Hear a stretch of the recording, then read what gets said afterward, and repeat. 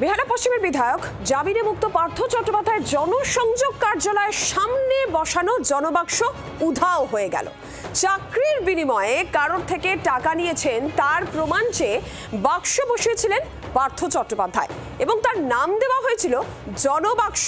আর সেই বাক্সই একেবারে উধাও হয়ে গেল।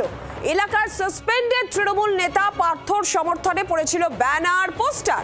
শনিবার পর্যন্ত সব ছিল, কিন্তু আজকে সকাল থেকেই বাক্সের কোনো হদিশই নেই। স্থানীয় কোনো কাউন্সিলরও এ ব্যাপারে মুখ খুলছেন না, মুখে কুলুপ আশেপাশের বাসিন্দাদেরও। ঠিক কি অবস্থা, কি হয়েছে আমরা একবার জানি। আপনাদের সেই ছবিও দেখাচ্ছি, সেই জনবাক্স সেখানে রাখা হয়েছিল জনবাক্স, কিন্তু আজকে গতকাল পর্যন্তও রাখা হয়েছিল। দেখুন, আজকে সেই জনবাক্সের কোনো হদিশ নেই। আজকে সেই জনবাক্স, সেই জায়গা ফাঁকা। কোথায় গেল বাক্স? কেউ কোনো কিছু এই বিষয়ে বলতে পারছেন না, মুখে কুলু পেটে রয়েছেন। সন্দীপ প্রামাণিক প্রতিনিধি রয়েছেন আমাদের সঙ্গে। সন্দীপ, গোটা বিষয় নিয়ে ঠিক কি জানা যাচ্ছে?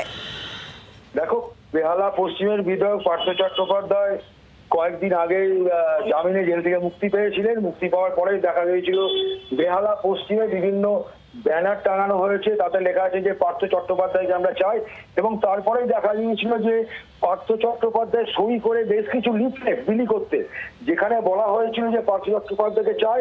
পাশাপাশি আরেকটি কথা লেখা ছিল, যেটা যে আমি যদি কারো কাছে থেকে চাকরির জন্য টাকা নিয়ে থাকি অথবা আমার হয়ে যদি কেউ টাকা নিয়ে থাকে, তাহলে আমার যে অফিস তার সামনে একটি জনবক্স রাখা থাকবে, সেখানে আপনারা প্রমাণ সহকারে কাগজপত্র জমা দিন।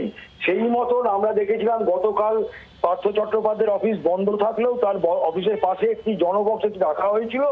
কিন্তু আজকে সকালবেলায় পুরো উল্টো। আজকে সকালবেলায় যেটা দেখা গেল যে সেই জনবক্স ওখান থেকে উধাও। কে বা কারা এইটা জনবক্স রাখলো বা কে বা কারা এটাকে উঠিয়ে নিয়ে গেল, স্থানীয় লোকেরা কেউ কিছু বলতে পারছে না। আমরা স্থানীয়ভাবে বেহালা পশ্চিমে যতগুলি কাউন্সিলর আছে প্রত্যেকের সঙ্গে কথা বলতে গিয়েছিলাম, কিন্তু সেক্ষেত্রে তারা বলেছে যে এই বিষয়ে আমরা কোনো মন্তব্য করব না। কিন্তু কোন অজ্ঞাত কারণে এই জনবক্সটি উধাও হয়ে গেল, এটাই এখন দেখার বিষয়। বাংলার আওয়াজ, বাঙালির আবেগ, জি 24 ঘন্টা।